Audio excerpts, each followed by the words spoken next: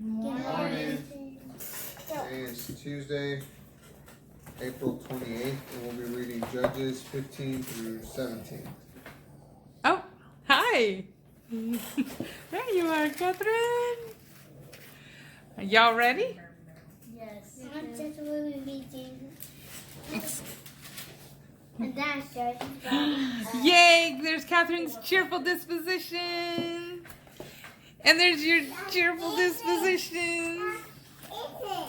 Yes, Josh. Yes, Josh, you need your cheerful disposition like that. And we have 15, like this. 16, and 17. And how about y'all? Y'all ready? Yes, I'm ready. You ready? We have thumbs up from y'all. Yes? You got your place? You have your place? You're going to start off with the reading? I'm starting. So, thumbs up from Catherine. And another cheerful disposition. Thumbs up. All right. All right. Samson's revenge. After a while, during the wheat harvest, Samson went to visit his wife, taking a young donkey. Taking a young goat.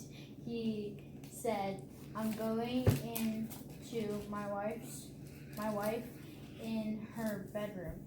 But her father would not let him go in.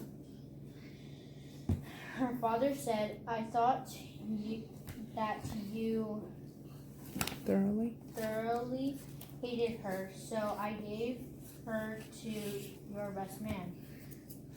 It's not her younger sister between them. Better than she. Please let her be your wife instead." Samson said to them, "This time I can't be blamed by the Philistines. When I do them harm." Samson went and caught 3,000 red foxes. 3,000 foxes. He took 300 foxes. He took torches and turned the foxes' tails to tails and put a torch between each pair of tails. He set fire to the torches and set the foxes into standing grain of the Philistines. He burned the harvested grain, standing grain, vineyards, and olive trees. The Philistines asked, "Who did this?" They said, "Samson, the son-in-law of the Timnite, because the Timnite took the bride of Samson and gave her to his best man." The Philistines went up and burned her and her father with fire. Samson said to them, "Because you have done this, I will take revenge on you, and afterwards I will stop." He struck them down with a mighty blow, then went to live in the cave of Eden Rock. Then the Philistines went up and came and set up camp in Judah. They deployed against Lehi. Then the men of Judah said, "Why have you come up against us?" They said, "It is to take Samson prisoner that we have come up, to do to him what he did to us." So 3,000 men from Judah went to the cave in Edom Rock and said to Samson, "Do you not know that the Philistines are ruling us? Why have you done this to us? He said to them, As they did to me, so I have done to them. They said to him, We have come to take you prisoner, to give you into the hands of the Philistines. Samson said to them, Swear to me that you will not attack me. He said to him, No, we will bind you securely and give you into their hands, but we will not kill you. They bound him with 2 new ropes and took him away from the rock. He came to Lehi, and the Philistines shouted as they approached him. Then the Spirit of the Lord came mightily upon him. The ropes on his arms became like burned flax, and the ties on his hands dissolved. Then he found a fresh jawbone of a donkey, reached out his hand and took it, and with it struck down 1,000 men. Samson said, With a jawbone of a donkey, heaps upon heaps, with a jawbone of a donkey, I have slain 1,000 men. When he finished speaking, he threw the jawbone away and called that place Ramah Lehi. He was very thirsty, and he called out to the Lord, You gave this great deliverance through your servant, but now may I die of thirst and fall into the hands of the uncircumcised? So God split open the basin at Lehi, and water flowed out of it. He drank, was refreshed, and revived. Because of this, he called the place in Hakor, which is in Lehi to this day. Samson judged Israel for 20 years in the days of the Philistines. Samson and Delilah. Samson went to Gaza. There he saw a prostitute and spent the night with her. The people of Gaza were told, Samson has come here. So they surrounded him and laid in wait for him all night at the city gate. They kept quiet all night, thinking, In the morning light we will kill him. Samson lay until midnight. Then at midnight he got up. He grabbed the doors of the city gate and the 2 gateposts and pulled them out along with the bar. He put them on his shoulder and brought them to the top of the mountain near Hebron. After this, Samson loved a woman in the valley of Sorok, whose name was Delilah. The Philistine rulers came up to her and said, Trick him. Find out about how his strength is so great, and how we can overcome him, bind him, and humiliate him. Each one of us will give you 1,100 silver coins. So Delilah said to Samson, Please tell me how your strength is so great, and how you can be bound in order to be subdued.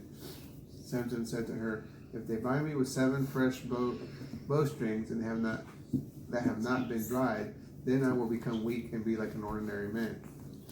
So the Philistines' rulers brought her 7 fresh bowstrings that had not been dried. When she bound him with them, they laid in wait in their inner room. She said to them, The Philistines are upon you, Samson. Then he split apart the bowstrings like a single thread. It is split apart at the touch of fire. So the source of his strength did not become known. Delilah said to Samson, You have deceived me. You have told me lies. Now please tell me how you can be bound. He said to her, If they bind me with new ropes that have never been used, then I will become weak and be like an ordinary man. So Delilah took new ropes and bound him with them. Then he said to them, The Philistines are upon you, Samson, for men were lying in wait, remaining in the room. But he split apart the ropes on his arms like a thread. Delilah said to Samson, Up to now you have deceived me. You have told me lies. Tell me how you can be bound. He said to her, If you weave 7 locks of my hair into the fabric on the loom and fasten it with the pin, then I will become weak and be like an ordinary man. So Delilah lulled him to sleep and wove 7 locks of his hair into the fabric on the loom. She fastened it with a pin and said to him, The Philistines are upon you, Samson. He awakened from his sleep and tore away from the loom pin and fabric. She said to him, How can you say I love you when your heart is not with me? You have deceived me these 3 times and have not told me how your strength is so great. Every day she nagged him with her words and pleaded with him until he was tired to death. So he told her all his secrets and said to her, No razor has touched my head, for I have been a Nazarite to God from my mother's womb. if I were shaven, my strength would leave me, and I would become weak and be like all other men. Delilah saw that he had told her all his secrets, so she sent for the Philistine ruler, saying, "Come up this time, for he has told me all his secrets." So the Philistine rulers came up to her and brought the money in their hands. Delilah lulled Samson to sleep on her knees and called for a man to shave off the 7 locks of his hair. Then she began to humiliate him, and his strength left him. She said, "The Philistines are upon you, Samson." Then he awakened from the sleep and thought, "I will go out as before and shake myself free of them." He did not know that the Lord had left him. The Philistines seized him and gouged out his eyes. They took him down to Gaza, bound him with bronze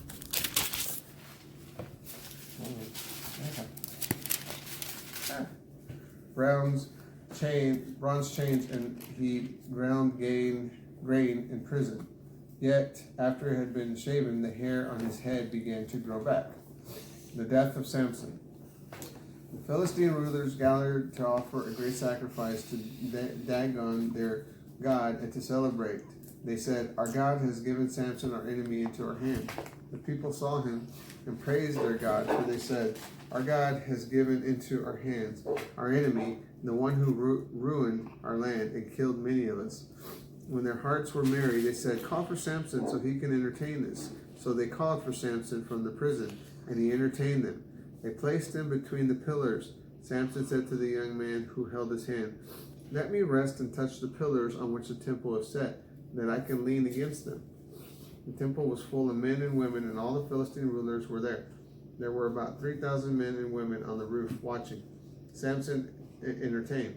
Samson called out to the Lord, "Lord God, remember me, I pray. Please strengthen me just this once, God, so that I may get full revenge on the Philistines for my 2 eyes." Then Samson grasped the 2 middle pillars on which the temple was set and leaned against them, one with his right hand and one with his left. Samson said, "Let me die with the Philistines." He pushed with all his strength, and the temple fell upon the rulers and all the people who were in it. At his death, he killed more than he had killed in his life. Then his brothers and all his family came down, carried him, brought him up, and buried him between Zorah and Eshtaol in the grave of his father Manoah. He had judged Israel for 20 years. Micah's 17, yes. Micah's idols.